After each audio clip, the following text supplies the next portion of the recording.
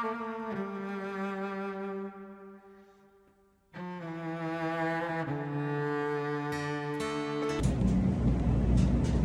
you imagine being a young boy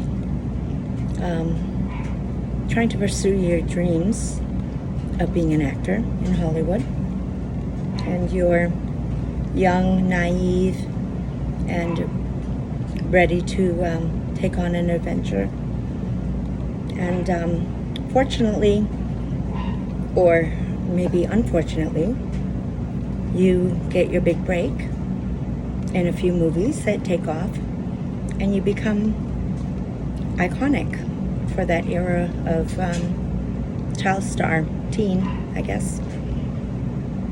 I'm talking about Corey Haim and Corey Feldman.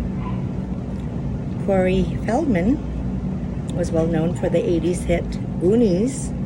I love that movie, it was so fun. And then Corey Haim was in highly I don't know what I was saying, a well-liked movie called Lucas, and he and his co-star Corey Feldman were in Lost Boys, which is also another iconic 80s movie.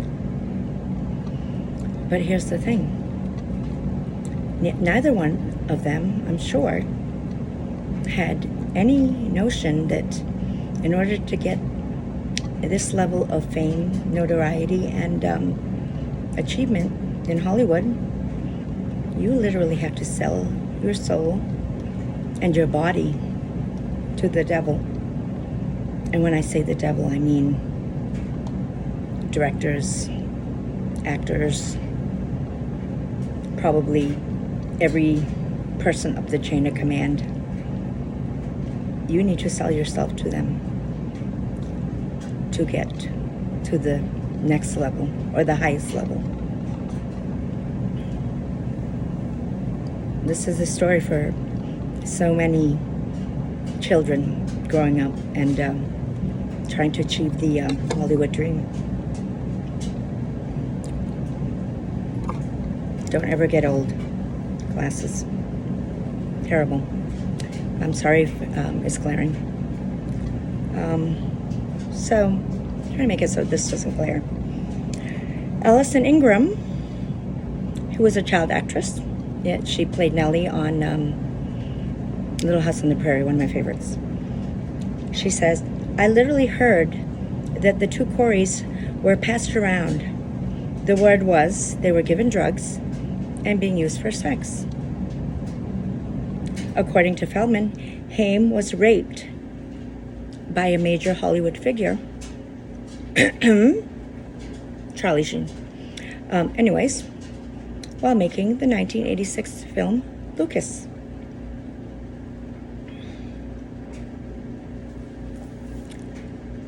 Eventually, Corey Feldman did come out and admit all of this abuse that the two boys went through together, separately and together, I guess. I mean, they were friends, but neither one knew that they were going through this hell. And once Corey Haim died, I think he died in 2010, I don't know, supposedly of pneumonia, a little bit, some drugs in there too, but a little suspicious that young actors die of pneumonia, like him. Let me see, Brittany Murphy of pneumonia. And, oh, surprise, surprise, Diddy's ex, Kim Porter. Nice and healthy, young, comparatively speaking. And they die of pneumonia. Interesting. And they all had tales to tell of Hollywood that weren't so nice. So, sort of convenient that they all died of the same thing, don't you think? Anyways, so, need to get back to what I was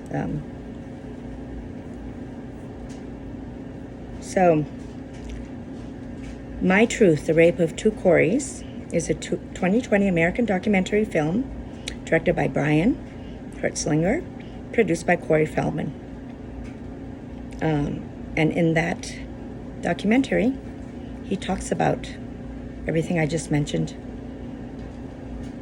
And eventually, on a talk show, Dr. Oz, I think, he admitted that it was the disgusting actor. I don't know how to describe him. Charlie Sheen.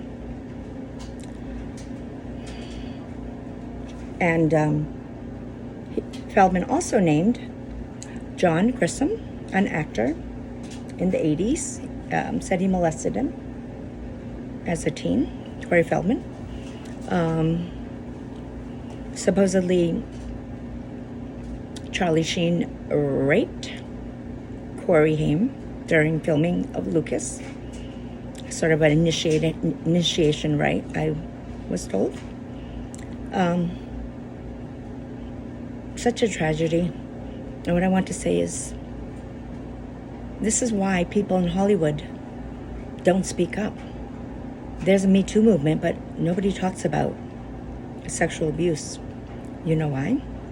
Because when you do, what happens? Not much. Have you heard about that actor, John Grisham, or Charlie Sheen, getting their asses in jail, which is where they belong, for raping and molesting these young boys and essentially killing Corey Haim because his demons got the better of him? And when I say that abuse kills, it does. You might as well have taken a knife and stabbed it in his heart, because when you take away a child's innocence through sexual abuse, you've murdered them emotionally, and it's, for a lot of people, it's no turning back. So many turn to, in the music industry, Hollywood, anyone, normal people. When you've been abused, you turn to alcohol, drugs, a crazy lifestyle, because you are acting out your frustrations, your hurt, your anxiety, your shame, your fear in anything outside of yourself for some reprieve. And unfortunately for Corey Haim, he had enough.